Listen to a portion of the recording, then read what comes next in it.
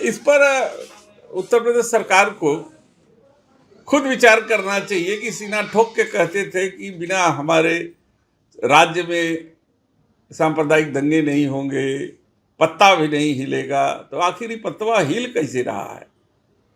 उन्हीं के इशारे पर तो नहीं हिल रहा है। अगर वो चाहें तो दंगा 1 मिनट में खत्म हो जाए। देखिए, वो सत्ता सरकार में है और सीना ठोक के जो वादे करते हैं हम उन्हीं की वादे याद दिला रहे हैं। आप भी लोग तो बहुत इस बात को प्रचार करते थे कि हमारे राज्य में एक भी दंगे नहीं हुए। तो दंगे नहीं हुए तो हो क्या रहा है? तो कैसे हो रहे हैं? और सरकार के रहते अभी तक शांत क्यों नहीं हुआ? कहीं मटेरियल तो नहीं जुटा रहे हैं भाषण देने का, या किसी वर्ग विशेष के ऊपर कार्रवाई करने के लिए जगह बना रहे हैं कि किसी का घर गिरा देंगे, किसी के घर पे बुलडोजर चला देंगे या किसी को कुछ कर देंगे। तो इस तरीके से जनता अब समझ रही है और इसका जवाब देगी आने वाले समय। देखिए, उत्तर प्रदेश में कौन सा सेंसिटिव जगह है उसका संज्ञान उत्तर प्रदेश के शासन सत्ता को है,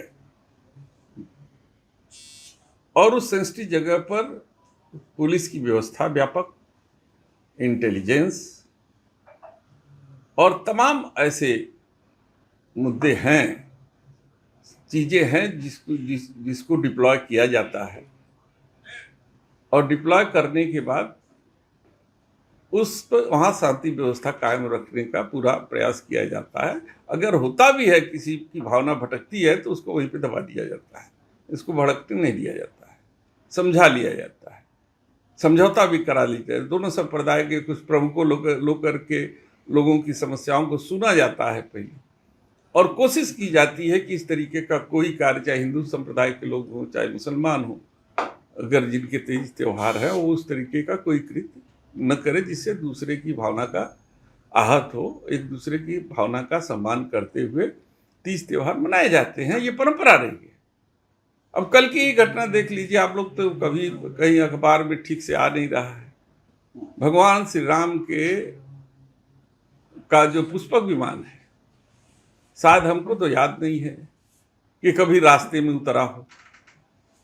वो सीधा जो है वो भरत मिलाप मैदान में उतरता है। वहाँ भगवान श्री राम की भेंट भरत जी से होती है। इसी मिलन को देखने के लिए लाखों की संख्या में भक्तजन वहाँ इकट्ठा होते हैं, और जिस रास्ते से वो पुष्पक विमान, जो हमारे यादव समाज के लोग उसमें अधिकतर होते हैं, वो कंधे पर लाद करके लेके आते हैं, हर हर महादेव जय श्री राम के नारे लगते हैं।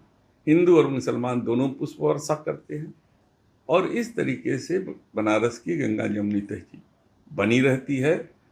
ताने बाने के तरीके से लोग एक दूसरे के साथ जुड़े रहते हैं। सरकार को इन सब चीज़ों का ख्याल रखना चाहिए और वो रास्ता बना के रखना चाहिए जिस रास्ते से पुष्पक विमान को रामलीला मैदान, वहाँ भरत मिलाप मैदान में जाना था।